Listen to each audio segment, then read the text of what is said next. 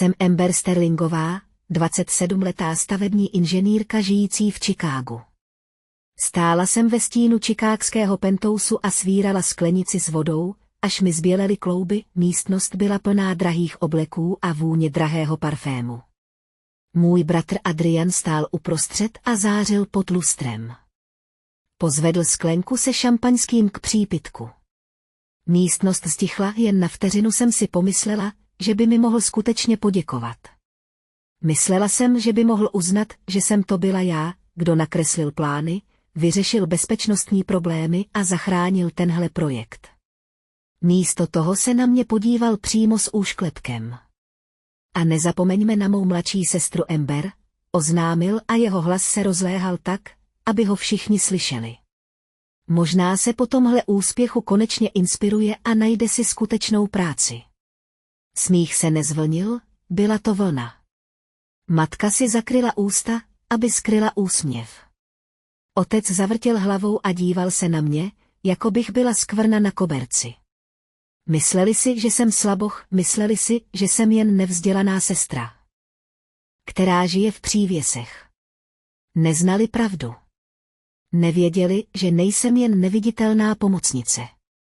Byla jsem architektkou všeho, co vlastnili, a brzy jsem se měla stát architektkou jejich krachu, ale než vám řeknu, jak se všechno převrátilo jako a přihlaste se, hoďte komentář, odkud se díváte. Jsem Amber Sterlingová, je mi 27 let. Vyšla jsem z toho penthousu a nečekala na výtah.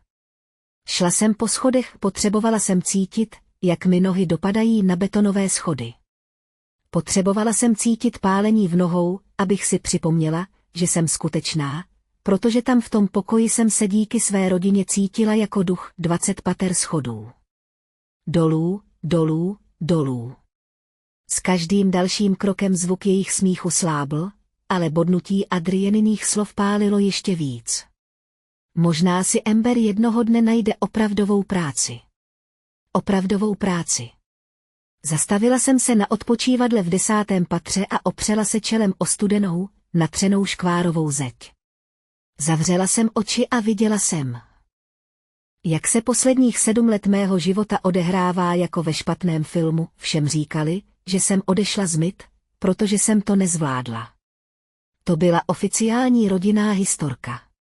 Amber je tak kreativní, říkávala moje matka při večeři a pohrdavě mávala rukou. Na inženýrství prostě neměla disciplínu. Bylo to na ní moc matematiky. Byla to lež. Lež, kterou jsem jim dovolila říkat, protože jsem si myslela, že tím chráním rodinné jméno. Pravda byla, že jsem se na to nevykašlala. Byl jsem vyřazen, před 10 lety otcova firma Sterling Sons krvácela z peněz. Můj otec, Richard Sterling, měl pověst člověka s velkými nápady a příšerným provedením. Nakupoval materiály, které si nemohl dovolit. Sliboval termíny, které nemohl dodržet. Pro veřejnost byl vizionářem, ale v zákulisí působil chaoticky. Bylo mi 20 let, seděl jsem v přednáškovém sále v Cambridge ve státě Massachusetts, když mi zavolala matka. Neplakala. Moje matka nikdy neplakala. Byla spanikařená, což bylo horší. Musíš se vrátit domů. Amber, řekla. Tvůj otec má potíže. V knihách je nepořádek. Inspektoři hrozí, že projekt stadionu zastaví. Potřebujeme někoho, kdo rozumí číslům, ale nebude mluvit s novináři. Ten večer jsem odešel. Zabalil jsem si pokoj na koleji do 3 krabic, odhlásil se z výuky a odletěl zpátky do Chicaga. Myslel jsem, že se na měsíc vracím domů. Nikdy jsem se nevrátil, když jsem přijel, společnost neměla jen problémy. Umírala. Můj otec v poledne popíjel ve své kanceláři. Adrian, který právě dokončil studium MBA, řídil Porsche, kterému firma zaplatila, a mluvil o budování značky a image, ale nedokázal přečíst plán, aby si zachránil život. Někdo tu práci musel udělat. Vyměnil jsem tedy učebnice za tvrdou čepici, nedostal jsem rohovou kancelář. Nedostal jsem ani stůl v hlavní budově. Táta mě dal do terénní kanceláře, což byl rezavý, průvanem prolezlý přívěs zaparkovaný v blátě na jižní straně staveniště. Takhle je to lepší, řekl mi otec a nedíval se mi do očí. Když investoři uvidí 20letou holku, která řídí inženýring, stáhnou své financování. Ty zůstaň tady vzadu. Ty budeš dělat práci. Adrian ji bude prezentovat. On je tvář, ty jsi podpora, opora. Tak tomu říkali. 7 let jsem žil v těch přívěsech. Každý den jsem vstával ve 4 ráno. Naučil jsem se pít kávu, která chutnala jako kyselina z baterie. Naučila jsem se mluvit s Union Foremanem, který se na mě díval jako na ztracenou holčičku, dokud jsem je neupozornila na konstrukční nedostatky v jejich plánech vylévání, které by za 5 let způsobily prasknutí základů. Naučila jsem se být neviditelná, vzpomínám si, jak jsme jednou v zimě, po 3 letech této dohody, pracovali na výškové budově v centru města. V Chicagu byl únor. Vítr od jezera byl cítit jako nože, 3 dny předtím se mi v přívěsu rozbilo topení, ale otec řekl, že na okamžitou opravu není rozpočet, protože Adrian potřeboval nový oblek na tiskovou konferenci. Seděla jsem tam v parce. Na rukou rukavice bez prstů a ručně překreslovala schémata vzduchotechniky, protože licence na software vypršela a nikdo nezaplatil účet. Ve vzduchu přede mnou se nadýmal můj dech, prsty jsem měl tak stuhlé, že jsem sotva udržel tužku, dveře se s bouchnutím otevřely. Byl to Adrian. Vešel dovnitř, voněl drahou kolínskou a teplem. S úšklepkem se rozhlédl po přívěsu, jako by šlápl do něčeho nechutného. Je to hotové, zeptal se. Nezeptal se, jak se mi daří. Nezeptal se, proč mrzne. Skoro, řekla jsem a hlas se mi třásl zimou. Výpočty zatížení západní stěny byly špatně. Musel jsem přepočítat ocelovou výstuž. Kdybychom to postavili tak, jak chtěl táta, okna by vyletěla při první bouřce. Adrian sebral papíry z mého stolu. Prostě mi to dej. Investoři čekají u oběda. Otočil se k odchodu.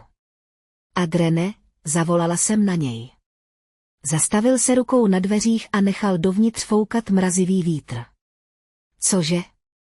Moje topení, řekla jsem. Už jsou to 3 dny, necítím prsty na nohou. Zasmál se, krátký. Ostrý zvuk. Kup si ohřívač, Ember. Přestaň to tak dramatizovat. Všichni se obětujeme.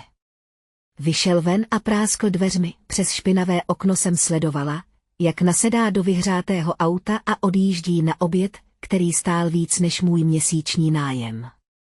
Seděla jsem tam a dopočítávala, udělal jsem to, protože na té stavbě bylo 200 dělníků, kteří tuhle práci potřebovali, aby uživili své rodiny.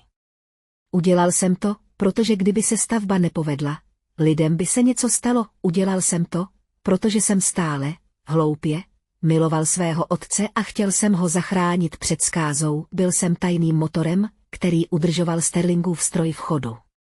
Odstraňoval jsem bezpečnostní prohřešky dřív, než přijeli inspektoři.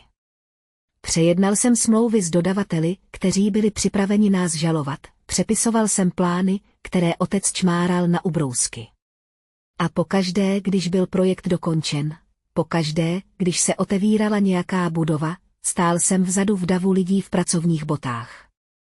Zatímco Adrian s otcem přestřihávali pásku, chválili Adriana za čisté linie a odvážné technické řešení. Chválili mého otce za jeho vizi. Nikdy se nezmínili o dívce v přívěsu, říkala jsem si, že je to dočasné. Říkal jsem si, že si své místo zasloužím. Říkal jsem si, že jednoho dne si mě zavolají na pódium a řeknou, bez Ember bychom to nedokázali. A já jsem si říkal, že to není pravda. Byla jsem tak naivní, byla jsem dříč, který doufal, že se ke mně budou chovat jako k dostihovému koni. Ale pro ně jsem byl jen mezek, užitečný na nošení těžkého nákladu, ale meska si na večírek nevezmete. Až do dnešního večera. Dnes večer přišla na večírek Mula a Mula si konečně uvědomila, že těžký náklad už nenosí ona. Okamžik, kdy jsem to měla vědět lépe, kdy se v mém srdci začaly objevovat skutečné trhliny, nastal před 3 lety. Katastrofa na nábřeží řeky. Díky bohu to nebyla fyzická katastrofa, ale byl to okamžik. Kdy se mi začala hroutit duše, projekt Riverfront měl být odkazem mého otce. Obrovský komplex luxusních bytů přímo na řece Chicago. Byl to krásný nápad. Byla to také logistická noční můra. Můj otec nabídl příliš nízkou cenu, aby zakázku získal, příliš nízkou nabídku za miliony. Když jsme začali stavět, už jsme byli zadlužení. Banky volaly každý den. Matka prodávala své šperky v tichosti, aby zaplatila úroky z půjček. Stres v domě byl hustý jako kouř, pak přišla zpráva o půdě. Jako vždycky jsem byl v přívěsu. Geolog, muž jménem Miller, mi hodil spis na stůl. Máš problém, Amber, řekl. Půda na severním břehu je nestabilní. Je příliš měkká. Jestli navezeš piloty tak, jak říkají tvé plány, celá severní věž se do roka propadne o 3 centimetry. Budovu to roztrá. Žaludek mi klesl. Kolik bude stát oprava? Potřebuješ hlubší piloty. Ocelový plášť. Injektáž betonu. Bude to stát další $2 miliony a potrvá to 3 měsíce. Přinesl jsem tu zprávu otci. Seděl ve své kanceláři. Zíral z okna a v ruce držel sklenku skotské. Bylo 10 hodin dopoledne. Nemáme peníze, Amber, řekl a jeho hlas byl plochý. A nemáme čas. Když budeme otálet, začnou platit sankční doložky. Přijdeme o všechno. Tati, řekla jsem a přistoupila k němu. Nemůžeme stavět na polévce, je to nebezpečné. Budou tam žít lidé. Otočil se, oči měl rudé a divoké. Myslíš, že to nevím? Naprav to, ty jsi génius. Vždycky si myslíš, že jsi chytřejší než já. Oprav to, aniž bys utratil $2 miliony. Nemůžu změnit fyziku, tati. Tak to nějak vymysli, křikl. Nebo se neobtěžuj chodit domů. Hodil sklenicí o zeď. Roztříštilo se a já odešel. Vrátil jsem se do svého přívěsu. 4 dny jsem nespala. Žil jsem na kofeinu a strachu. Vytahoval jsem všechny laskavosti, které jsem měl, zavolal jsem starému profesorovi Smith, když jsem s ním od svého odchodu nemluvil. Prosil jsem ho, aby se mnou podíval na data o půdě. Pracovali jsme nad zomem až do 4 do rána. Společně jsme našli řešení. Nebylo standardní, byl to konzolový systém, který přesouval váhu severní věže zpět na pevné podloží jižní strany. Bylo to geniální. Bylo to elegantní. A co je nejdůležitější, bylo to levné.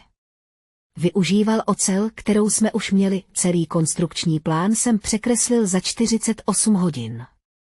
Oči mě pálily, ruce jsem měl v křeči, ale zvládl jsem to. Zachránil jsem projekt. Zachránil jsem firmu. Zachránil jsem rodinný dům, představil jsem to stavebnímu týmu. Dívali se na mě jako na čaroděje. Tohle bude fungovat, řekl předák a s respektem přikývl. Sakra, holka, tohle bude opravdu fungovat. Když jsem plány přinesla otci, neobjal mě. Neplakal úlevou. Jen se podíval na papíry, zabručel a řekl, dobře, odvezte to na stavbu. Pak přišel den otevření. Náměstí na nábřeží bylo nádherné. Sklo a ocel se leskly v letním slunci.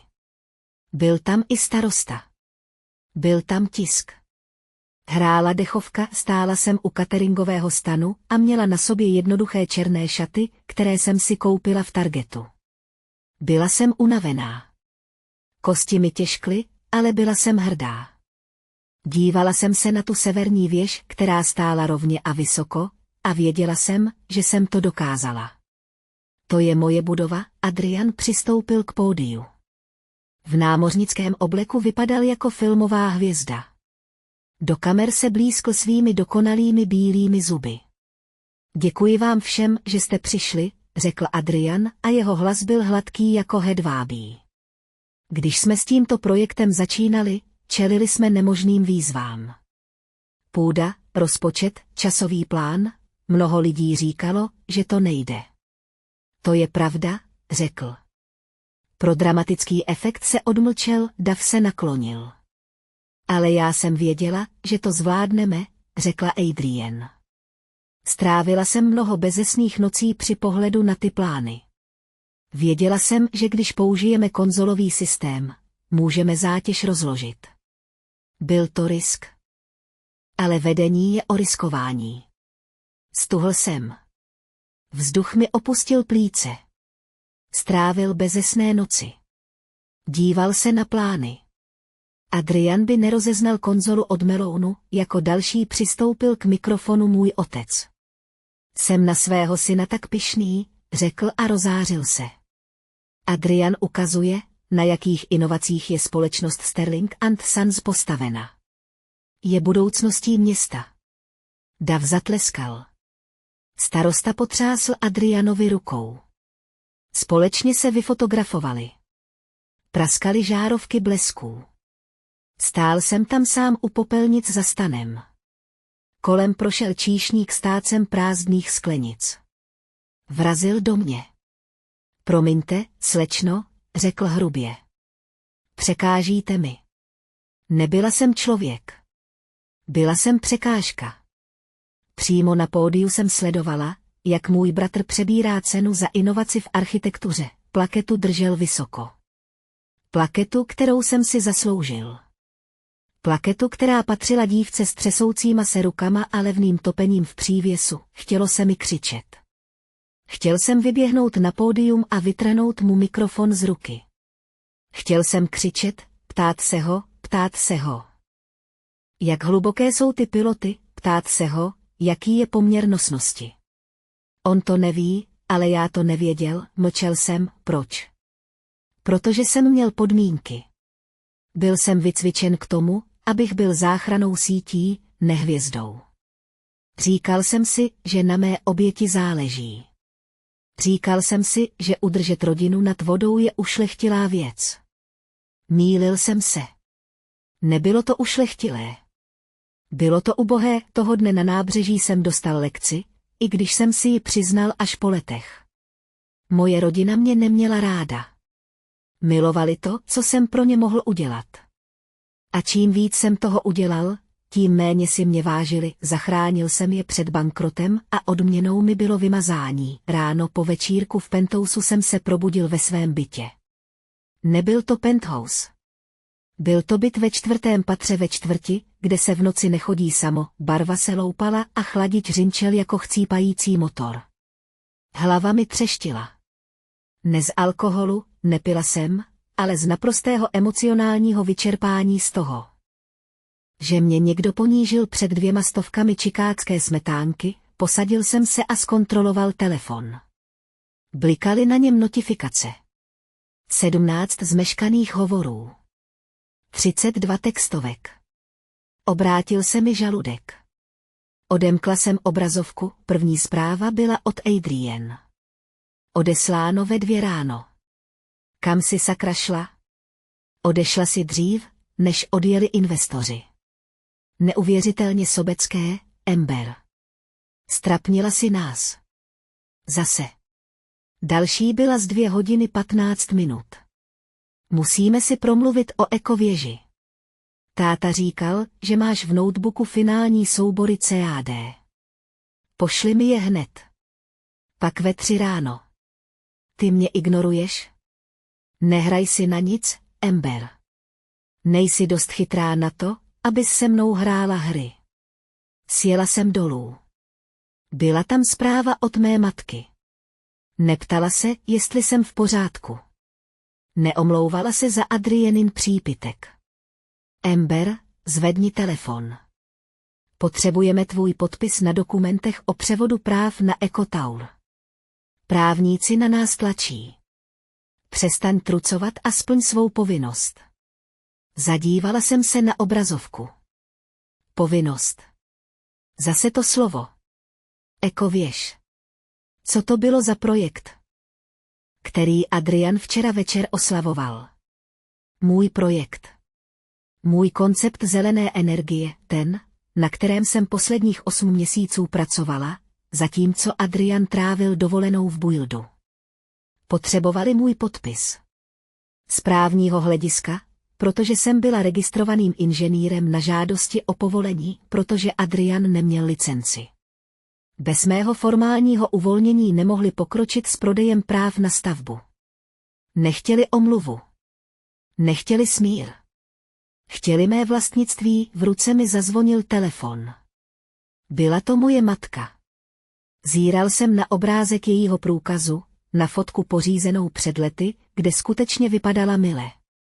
Zhluboka jsem se nadechla a odpověděla, haló. Konečně byl její hlas ostrý jako rozbíjení skla. Kde jsi? Adrian se ti snaží dovolat celé dopoledne. Kde jsi, zeptala jsem se. Jsem doma, mami, řekla jsem tiše. Z večírku jsem odešla, protože mě Adrian ponížila. Nech toho, vyjela na mě. Adrian si dělala legraci. Nemáš smysl pro humor. Pořád si tak přecitlivělá. Je to vyčerpávající. Amber. Cítila jsem, jak mě v očích bodají slzy, ale zamrkala jsem. Nazval mě bezcennou, mami, a to přede všemi. Řekl, že potřebuješ opravdovou práci, opravila mě. A upřímně řečeno, má pravdu. Chvíli si hrát na hlínu je fajn, ale je na čase, abys dospěla. Což mě přivádí k tomu, proč ti volám. Nadechla se a její hlas se změnil. Stal se z něj obchodní hlas. Hlasem transakce. Právníci posílají kurýra s papíry, musíte přepsat práva na duševní vlastnictví Ekověže na Sterling a synové. Prodáváme design developerovi v Dubaji. Je to velký obchod, Amber. Miliony. Prodáváte můj návrh, zeptal jsem se. Aniž byste se mě zeptali, je to návrh společnosti, řekla chladně. Sotva pro tu společnost pracuješ. Já jsem nakreslil všechny čáry, mami. Já jsem dělal testy v aerodynamickém tunelu. Já jsem obstaral solární sklo. A firma zaplatila tušky, řekla. Podepiš ty papíry, Amber. Nedělej to složité. Když nepodepíšeš, dohoda padá. A pokud obchod padne, nebudeme moci splácet hypotéku na penthouse. A bylo to. Cesta viny. Já potřebuju čas na rozmyšlenou, řekl jsem. Není čas, vykřikla. Adrian zuří. Už podnikl nějaké kroky, Amber. Věděl, že s tebou budou potíže. Jak to myslíš, podnikl kroky? Podívej se na svůj e-mail. Linka se odmlčela, přitáhla jsem si notebook na klín a otevřela e-mail. Bylo tam oznámení z firemního personálního systému, který spravoval Adrian. Předmět, oznámení o ukončení pracovního poměru. Otevřela jsem ho. Třásly se mi ruce. Nebyla to výpověď pro mě, byl to e-mail z CC. Adrian propustil můj tým. Bob, 60letý předák, který mě učil betonovat. Sarah, mladšího kresliče, kterého jsem vedl. Miguel, inspektor bezpečnosti práce, který čekal dítě. Adrian je všechny dnes ráno vyhodil. V e-mailu stálo. Z důvodu restrukturalizace a nedostatečného dohledu nad projektem ze strany vyššího inženýrského týmu Amber Sterling jsou následující pozice s okamžitou platností nadbytečné. Obvinoval mě. Vyhazoval jediné lidi, kteří mě respektovali, jediné lidi, kteří skutečně dělali práci, a říkal jim, že je to moje vina. Držel je jako rukojmí, znovu mi zazvonil telefon, textovka od Adrian. Můžu je zítra přijmout zpátky, když podepíšeš papíry ještě dnes. Je to na tobě, sestřičko. Chceš, aby Bob přišel o penzi a podepsal na sebe práva. Hodila jsem telefonem přes celou místnost. Narazil do zdi a praskl. Seděla jsem tam a stěžka dýchala.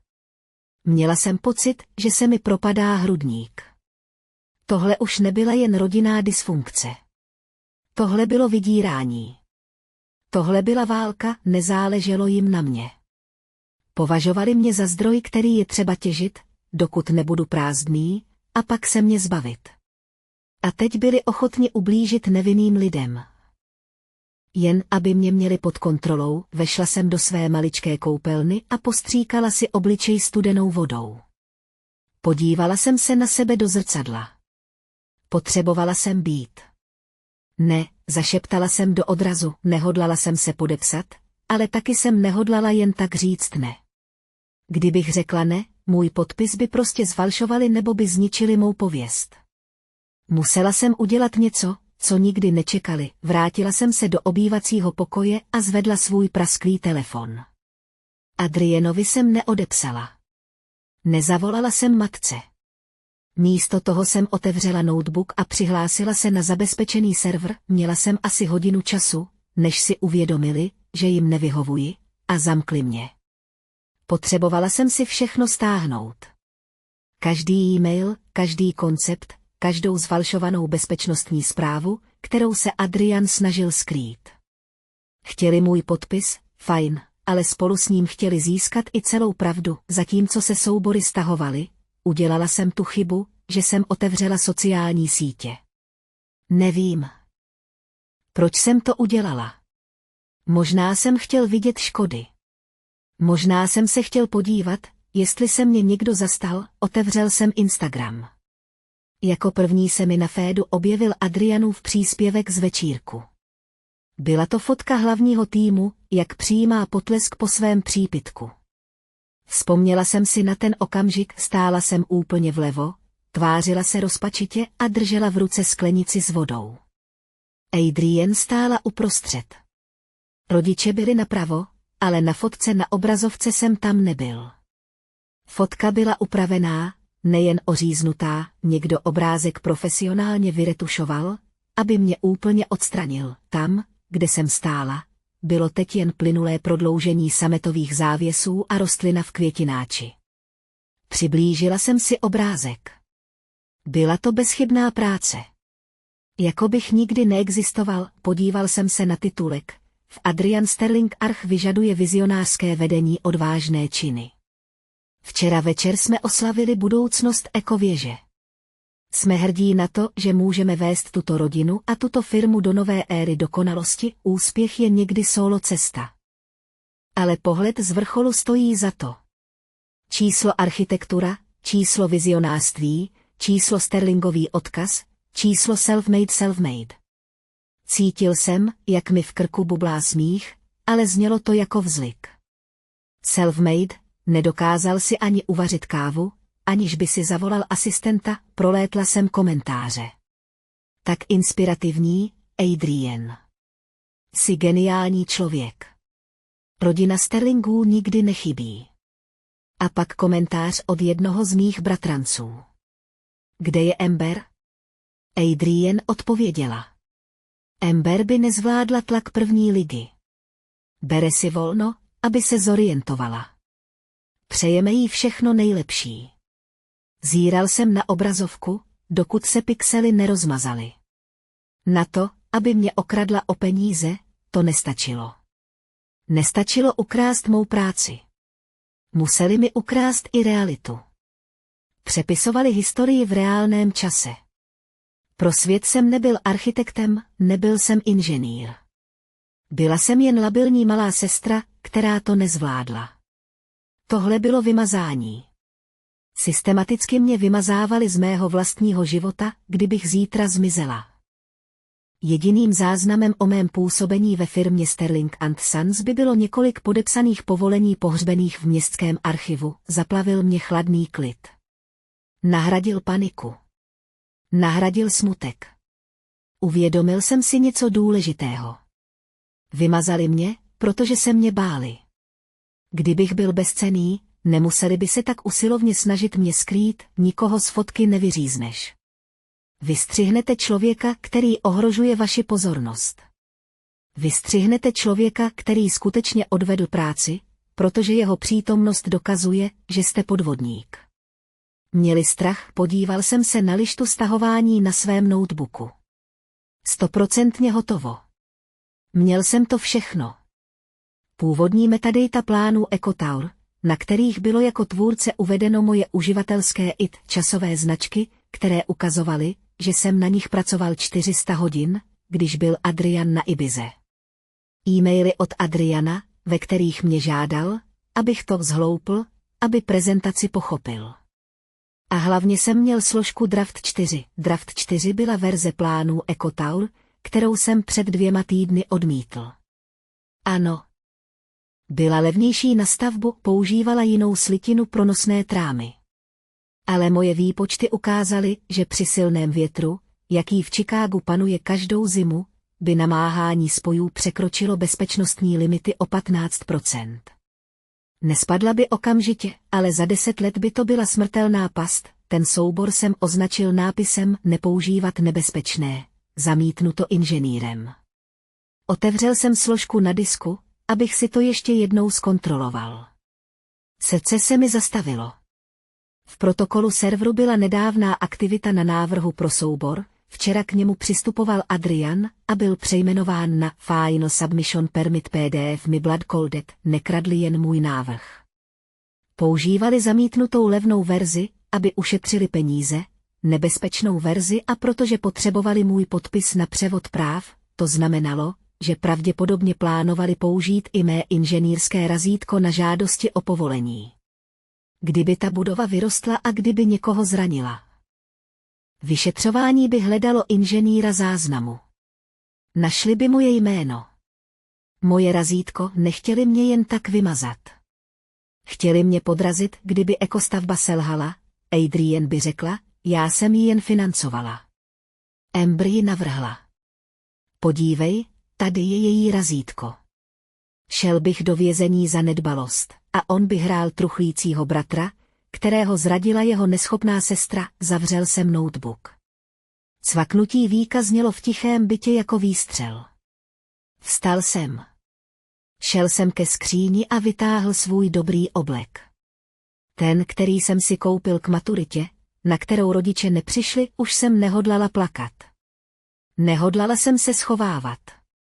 Zvedl jsem externí pevný disk se všemi důkazy, rodina si myslela, že mě z fotky vystřihla. Mysleli si, že mě umlčeli. Ale na jednu věc u architektů zapomněli. Přesně víme, kde jsou slabá místa. A přesně víme, jak celý dům zbořit, nechtěl jsem jít do kanceláře. Nešel jsem do domu svých rodičů.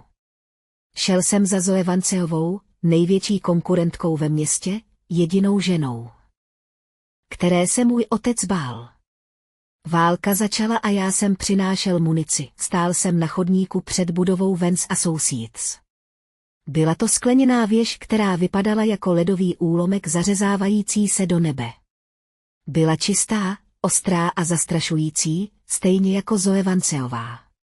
Můj otec Zoe Vanceovou nesnášel, nazýval ji žralokem a zrádkyní, protože před 20 lety opustila jeho firmu a založila si vlastní. Ale já jsem znal pravdu, odešla, protože jí otec kradl práci, stejně jako kradl mě. Celé roky byla jediným člověkem v Chicagu, který nás dokázal porazit v nabídce. A dokázala to bez škrtů, zkontroloval jsem svůj odraz ve skleněných dveřích. Měl jsem na sobě svůj maturitní oblek, námořnicky modrý, rozumný, nijak křiklavý. Vlasy jsem měla stažené do pevného drdolu. V ruce jsem držel externí pevný disk tak pevně, až mě chytala křeč, málem jsem se otočil, hlas v mé hlavě, ten, který zněl jako moje matka, šeptal, zrazuješ svou rodinu. Jsi nevděčná. Z budovy se ti vysmějí. Cože? Zeptal jsem se. Ale pak jsem si vzpomněla na tu fotku, na tu, kde mě vymazali, vzpomněl jsem si na Adrianin smích, stiskl jsem otočné dveře a vešel dovnitř. Ve vstupní hale bylo ticho a vonilo to tu citrony a ocelí. Recepční vzhlédla. Byla mladá, stylová a výkonná. Mohu vám nějak pomoci? Jsem Amber Sterlingová, řekla jsem. Hlas se mi netřásl. Potřebuji mluvit se Zoe Vanceovou. Je to naléhavé. Recepční zvedla obočí. Jste objednaná? Ne, ale řekněte jí, že mám strukturální dokumentaci k ekověži, a řekněte jí, že vím, proč její nabídka propadla. Recepční zaváhala a pak zvedla telefon. Něco zašeptala, odmlčela se a pak se na mě podívala širokýma očima. Horní patro, řekla. Čeká na mě. Cesta výtahem trvala 40 vteřin. Počítal jsem je. Srdce mi bušilo do žeber jako pták v pasti. Když se dveře otevřely, stála tam Zoe Vanceová, bylo jí 60, měla krátké stříbrné vlasy a brýle, které jí visely na řetízku na krku. Na sobě měla černý rolák a kalhoty. Žádné šperky. Žádné nesmysly. Dlouho se na mě dívala. Měla šedé a ostré oči, neusmívala se. Sterling, řekla. Nebyl to pozdrav. Bylo to uznání. Vypadáš jako tvůj otec, ale máš oči po babičce. Nepřišel jsem na rodinné setkání, řekl jsem. Přišel jsem uzavřít obchod. Zoe gestem ukázala na svou kancelář. Byla obrovská, s okny od podlahy ke stropu a výhledem na jezero, ale na rozdíl od otcovy kanceláře, která byla plná kožených křesel a lahví alkoholu, byla Zoina kancelář plná práce, rýsovacích stolů, modelů, stohů výkresů. Byla to dílna, netrůný sál, posadil jsem se a položil pevný disk na její stůl. Bratr mě dnes ráno vyhodil, řekl jsem, a snaží se mě donutit, abych podepsal práva na návrh ekověže. Zoe se opřela na židli. EcoTower, projekt, za který Adrienne získala cenu za vizionářství. Je to odvážný návrh, Amber. Přiznám se, že když jsem ten koncept viděla, žárlila jsem. Nevěřila jsem, že to v sobě Adrienne má. Nemá, řekla jsem. Nedokáže ani spočítat zatížení garáže. To je pravda. Já to taky tuším, řekla Zoe. Tak proč jsi tady? Chceš práci? Chci úvěr, řekl jsem. A chci je zastavit. Otevřel jsem notebook a připojil disk. Tento disk obsahuje všechny iterace návrhu EcoTower, od první skici na ubrousku až po finální soubor CAD. Podívejte se na metadata. Podívejte se na časová razítka, Zoe si nasadila brýle a naklonila se. Procházela soubory. Byla rychlá. Klikala na strukturální analýzu, modely odolnosti proti větru, specifikace materiálů. 10 minut mlčela, jediným zvukem bylo cvakání myši a hučení klimatizace, nakonec se zastavila. Podívala se na mě a její výraz se změnil. Ostrost byla pryč, nahradilo ji něco jiného. Úcta. Konzolové řešení na nábřeží, řekla tiše. To jste byl vy. Ano. Ta modernizace na střeše stadionu v loňském roce, napínací lana. Ano. A tohle, ukázala na obrazovku. Sklo s proměnlivou hustotou pro EcoTower. Aby se snížily tepelné zisky. To je skvělé, Amber, to je inženýrství na úrovni doktorátu. Učil jsem se praxí, řekl jsem. 7 let jsem žil v přívěsech a napravoval jejich chyby. Zoe si sundala brýle. Vždycky mě zajímalo, jak Richard tu firmu udržel nad vodou. Je to opilec a hazardní hráč. A Adrienne je obchodnice. Věděla jsem, že to počítá někdo jiný. Jen jsem si neuvědomila, že je to jeho dcera. Vstala a přešla k oknu. Víš, co se o mě říká, že, zeptala se. Že jsem chladná. Že jsem bezohledná. To je mi jedno, řekla jsem. Chci jen pracovat pro někoho, kdo zná moje jméno. Zoe se otočila. Nechci tě jen zaměstnat, Amber. Chci s tebou spolupracovat. Máš smysl pro strukturu, jaký jsem neviděla 20 let. Vidíš kostru budovy, nejen její slupku. To je vzácné. Vrátila se ke stolu a natáhla ruku. Vrchní stavební inženýr, řekla, a pro začátek 5% akcií firmy. Navíc vaše jméno uvedeme na každém projektu, kterého se dotknete. Velkými písmeny. Bez ořezávání. Podíval jsem se na její ruku. Bylo to záchranné lano. Je tu ještě jedna věc, řekl jsem, ale ruku jsem jí zatím nevzal. Myslím, že se chystají postavit ekologickou věž podle zamítnutého projektu. Nebezpečného. Potřebuju pomoct to dokázat.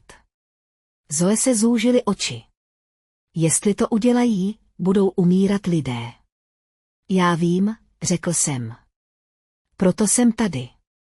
Zoe zachmuřeně přikývla. Tak se dáme do práce.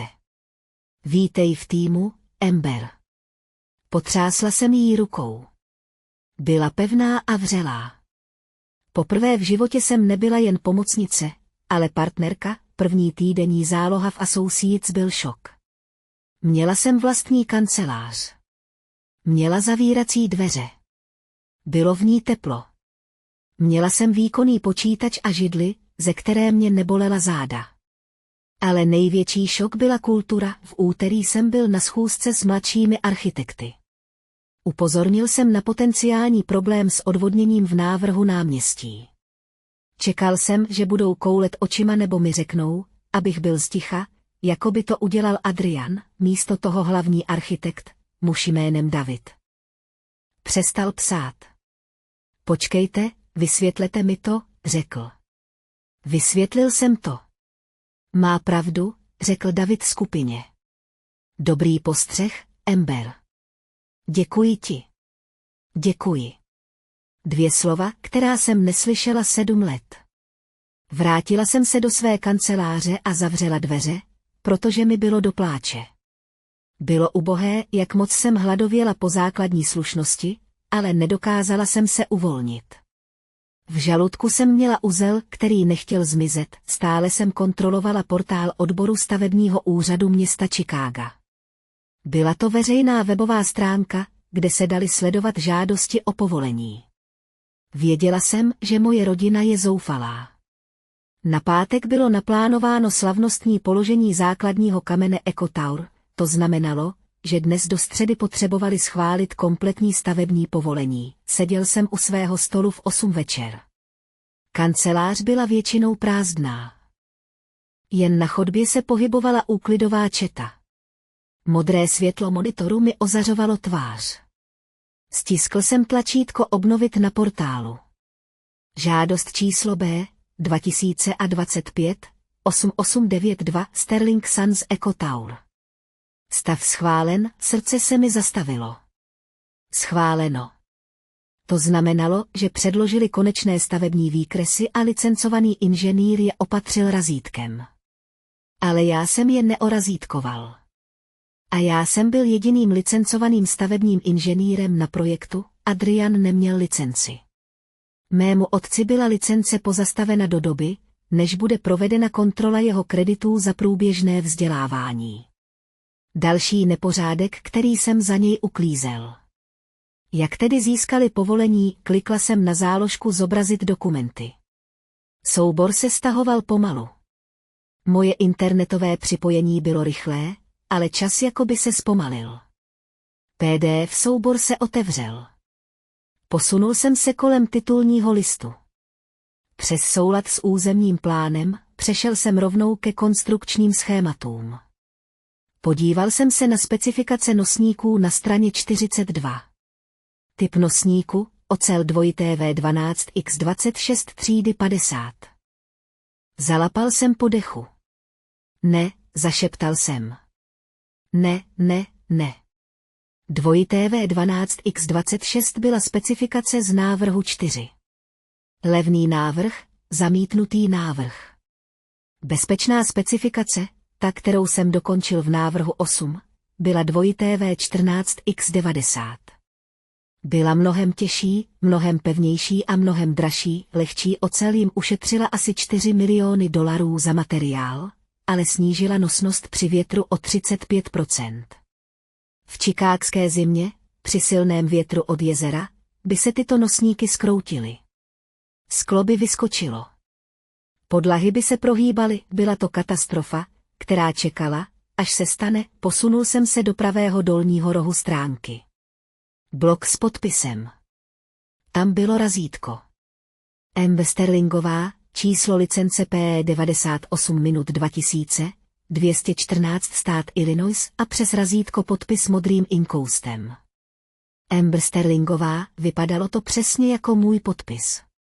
Smyčka na E, ostrý křížek na T, dotkl jsem se obrazovky. Byl to padělek, dokonalý digitální padělek. Adrian musel vzít můj podpis ze starého PDF, izolovat ho ve Photoshopu a vložit do tohoto nebezpečného dokumentu. Bylo mi špatně. Fyzicky špatně. Popadla jsem koš pod stolem a na sucho se nadechla. Tohle už nebyla jen krádež, tohle byl zločin, trestný čin, hodili to na mě, kdyby, až ta věž selže, vyšetřovatelé vytáhli tyhle plány. Viděli by tu levnou ocel. Viděli by moje razítko. Viděli by můj podpis. Řekli by, že jsem byl neschopný, řekli by, že jsem podepsal smrtící past, abych ušetřil peníze. Adrian a můj otec by tvrdili, že nevědí. Stavíme jen to, co nám řekne inženýr, řekli by. Věřili jsme Amberovi. Neměla ani tušení, že šetřila. Byli ochotni mě poslat do vězení, aby ochránili své bankovní konto. Byli ochotni riskovat životy stovek budoucích nájemníků, jen aby se ten projekt postavil. Moje vlastní rodina. Lidí, pro které jsem vařil večeři na den díků vzdání, lidé, pro které jsem obětoval své vzdělání, seděl jsem na židli a třásl se.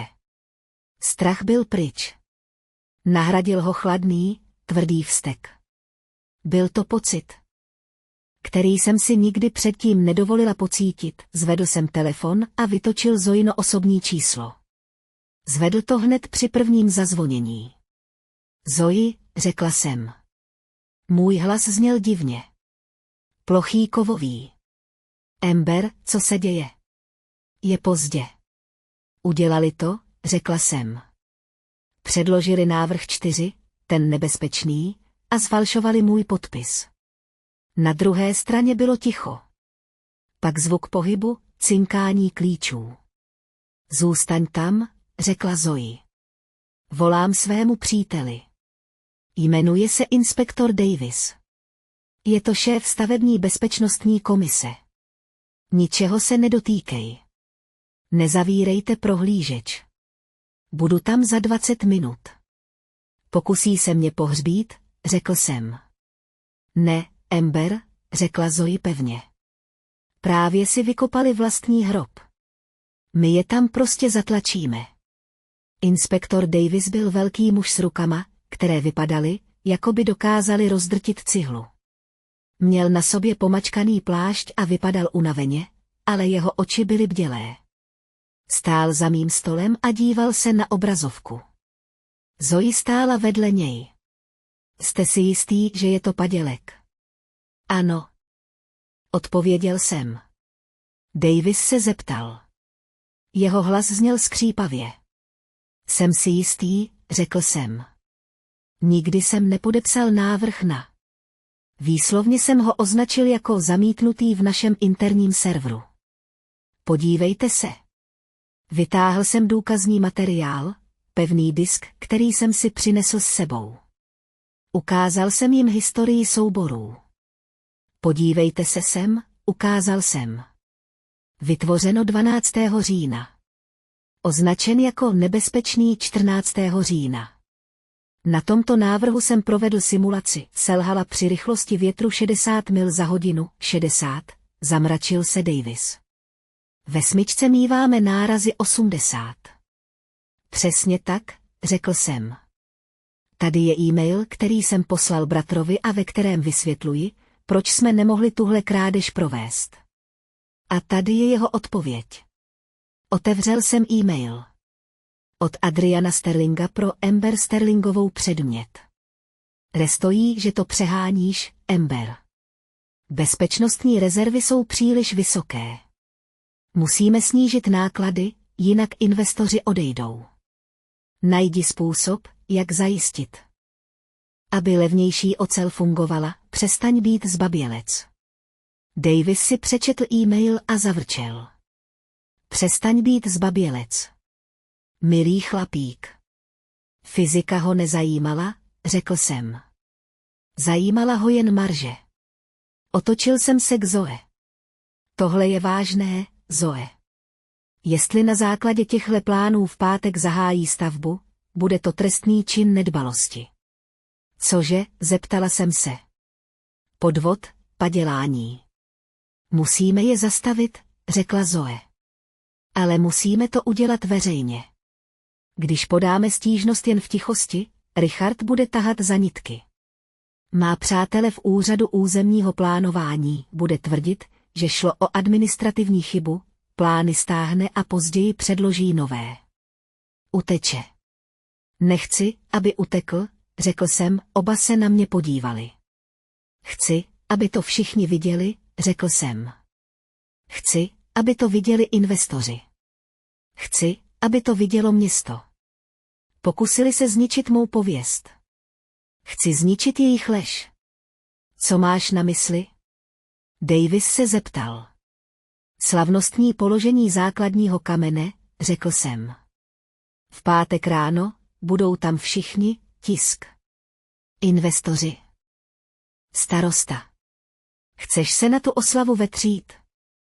Zoe se zeptala a na tváři se jí objevil malý úsměv. Chci na ten večírek přinést pravdu, řekl jsem. Ale potřebuju víc důkazů. Simulace Lajkovi nestačí. Potřebujeme jim ukázat, co přesně se stane. Co se stane, zeptal jsem se, následující 2 dny jsme strávili ve válečné místnosti Zoiny kanceláře. Pracoval jsem se Zoinými nejlepšími 3D modeláři. Vzali jsme specifikace skovaného povolení, slabou ocel. Nedostatečný beton a postavili jsme digitální dvojče ekověže, pak jsme spustili fyzikální engine, na velké obrazovce se věž tyčila do výšky. Pak jsme zavedli zatížení větrem. Při rychlosti 40 mil za hodinu se věž rozkývala. Při rychlosti 50 mil za hodinu se okna ve 20. patře roztříštila. Při rychlosti 65 mil za hodinu se prohnul hlavní nosník na jihozápadním rohu, z reproduktorů se ozvalo odporné praskání. Pak začal postupný kolaps. Podlahová deska padala na podlahovou desku. Celá konstrukce se kroutila a padala jako domeček z karet. Je to hrobka, řekl Davis tiše a sledoval obrazovku. Ta budova je hrobka. A tady je překrytí, řekl jsem. Klikla jsem na tlačítko. Obrazovka se rozdělila. Vlevo bylo vidět zřícení. Vpravo byl zfalšovaný podpis. Podepsali mě pod rozsudek smrti, řekl jsem, ve čtvrtek večer mi zazvonil telefon. Byla to opět moje matka. Dal jsem ho na hlasitý odposlech, aby to Zoe slyšela. Amber. Mámin hlas byl sladký. Odporně sladký. Ještě se s nám neozvala. Máme o tebe strach. Mám práci, mami, řekla jsem. Jen jsem ti chtěla připomenout zítřejší slavnostní položení základního kamene. Vypadalo by to velmi špatně, kdybys tam nebyla. Lidé se vyptávají. Myslela jsem, že Adrian říkala, že si beru volno, řekla jsem. Aha, ty znáš Adrian, zasmála se lehce. Je jen vystresovaný. Přijď zítra, vezmi si něco hezkého. Budeme oznamovat nové partnerství s Dubají. Je to oslava. Budu tam, řekla jsem. Dobře, řekla. A Amber, vezmi si s sebou razítko notáře. Možná tam bude pár formulářů na poslední chvíli. Podívala jsem se na Zoe. Nevěřícně zavrtěla hlavou. Přinesu všechno, co mám, řekla jsem. Perfektní. Uvidíme se v 10 ráno, ať nepřijdeš pozdě. Zavěsila. Nemá o tom ani ponětí, řekla Zoe. Myslí si, že tě pořád ovládá. Myslí si, že jsem stejná Amber, řekla jsem. Myslí si, že jsem ta holka, která chce být jen milovaná. Vstala jsem a podívala se na simulaci na obrazovce, zamrzlou v okamžiku zhroucení. Za chvíli se setká s inženýrem. Páteční ráno bylo chladné a jasné. Takovéto chicagské ráno, kdy je obloha tvrdá, zářivě modrá. Staveniště pro EcoTower bylo vyzdobeno vlajkami a transparenty. Nad bahnem bylo postaveno velké pódium, bílý stan byl naplněn šampaňským a koňskými dervišti. Přijel jsem v černém SUV se Zoe a inspektorem Davisem. Zaparkovali jsme za rohem, díval jsem se přes tónované okno. Stál tam můj otec a potřásal si rukou s bankéři. Vypadal zarudlý a šťastný. Stála tam moje matka v bílém kožichu a řídila fotografy. Adrian stál uprostřed pódia a kontroloval svůj odraz v telefonu. Vypadal tak sebejistě, tak nedotknutelně. Jste připraveni? Davis se zeptal. Měl na sobě svou oficiální uniformu městského inspektora, teď už byl vidět odznak. Za naším autem stály 2 policejní křižníky. Jsem připraven. Řekl jsem, vystoupili jsme z auta. Obřad už začal. Adrian stál u mikrofonu. A tahle věž představuje nejen budovu, ale i slib, říkala Adrian. Příslib bezpečnosti, udržitelnosti, rodinných hodnot. Dav zdvořile zatleskal. Neúnavně jsme pracovali, pokračovala Adrian. Můj otec a já jsme do těchto plánů vložili své duše. Vešel jsem na staveniště. Zoe stála po mé levici, Davis po mé pravici. Policisté šli za námi. Dav u zadního vchodu si nás všiml jako první. Skupinou se rozlehl šramot. Lidé otáčeli hlavy.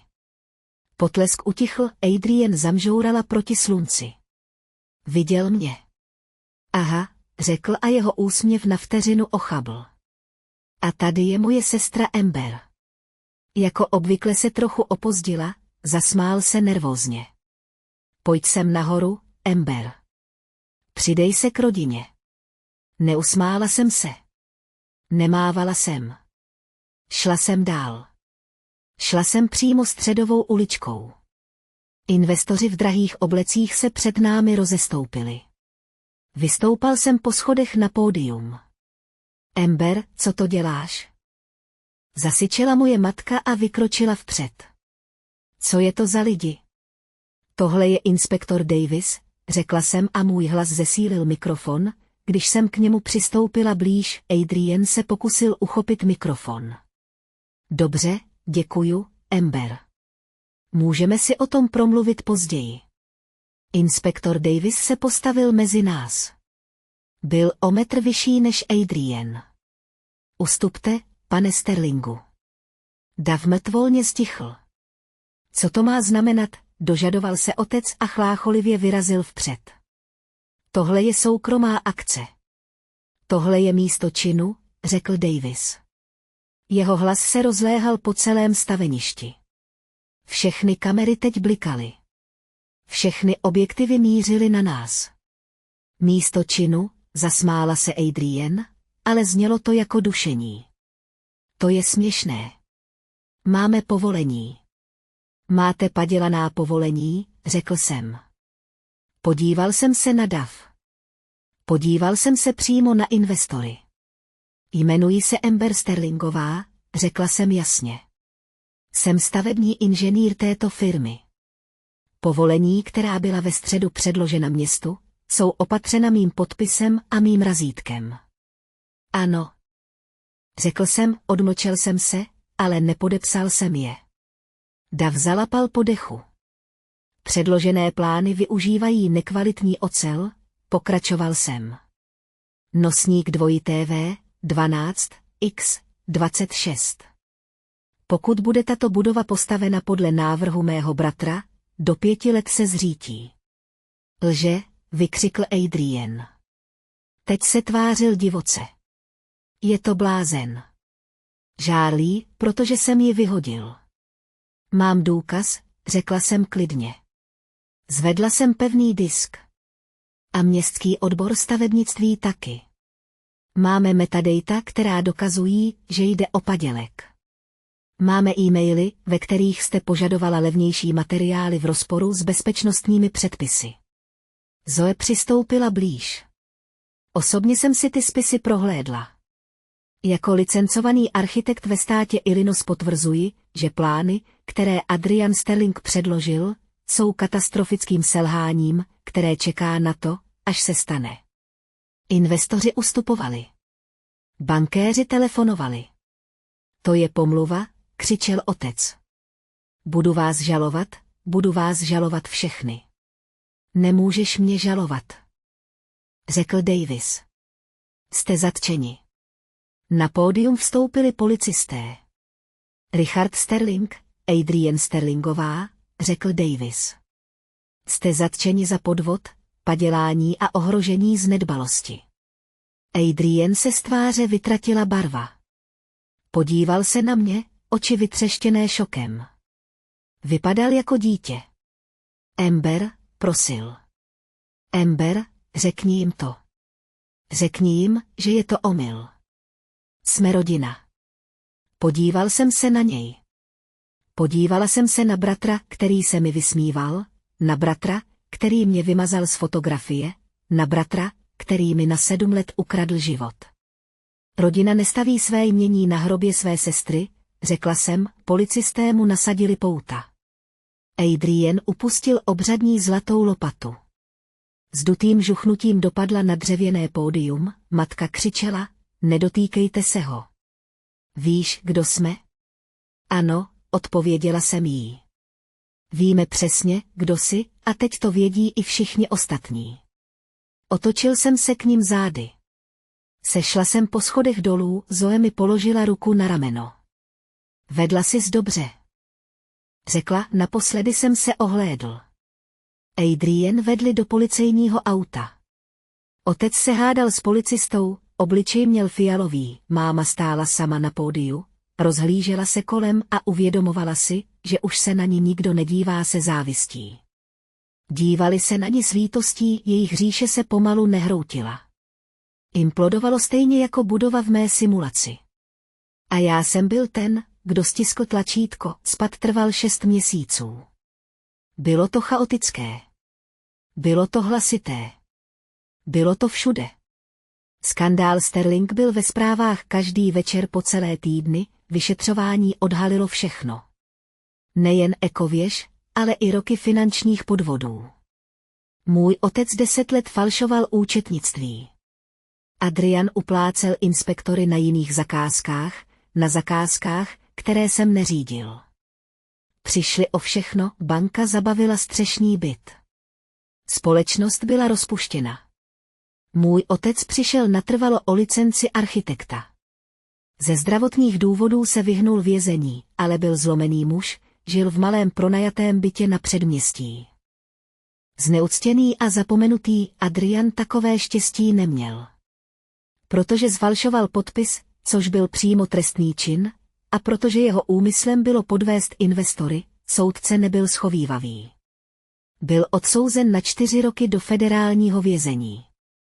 K vynesení rozsudku jsem se nedostavil, četl jsem o tom v novinách, když jsem seděl ve své nové kanceláři, matka se mi jednou pokusila zavolat. Asi 2 měsíce po zatčení jsem seděl u svého stolu ve firmě Vance a Sterling. Ano, Zoe změnila název firmy. Na identifikaci volajícího jsem viděl matčino číslo. Zaváhal jsem, část mě, ta stará část, ta malá holčička, to chtěla zvednout, chtěla jsem slyšet, jak se omlouvá, ale věděla jsem, že to neudělá. Chtěla by po mně peníze. Obvinila by mě. Řekla by, že jsem zničila rodinu, uvědomila jsem si, že nepotřebuju její omluvu a nepotřebuju její svolení. Abych byla šťastná. Stiskl jsem tlačítko blokovacího límce, otočil jsem židli čelem k oknu. Ze své kanceláře ve 40. patře jsem viděl na celé město. Jezero bylo jako stříbrný plát. Vlaky se dole pohybovaly jako hračky. A o 3 bloky dál jsem viděl, jak se zvedají jeřáby, Meridiánovou věž, můj projekt. Nebyla to ekologická věž. Investoři z toho projektu se zřejmě stáhli z dohody s mým otcem, ale přišli za Zoe a za mnou. Požádali nás, abychom na stejném místě navrhli něco nového. Navrhl jsem budovu, která byla poctivá. Byla celá z odhalené oceli a čirého skla. Neskrývala svou strukturu, ale oslavovala ji. Byla silná. Byla flexibilní. Mohla se ohýbat ve větru, aniž by se zlomila, stejně jako já. Zvedl jsem ze stolu notářské razítko. Objednala jsem si nové. Amber Sterlingová, partnerka Vance a Sterling Architects. Vzala jsem si kus papíru. Pevně jsem razítko přitiskla. Práseke. Zanechalo dokonalou, ostrou modrou stopu, už jsem nebyl ten skrytý pracovní kůň.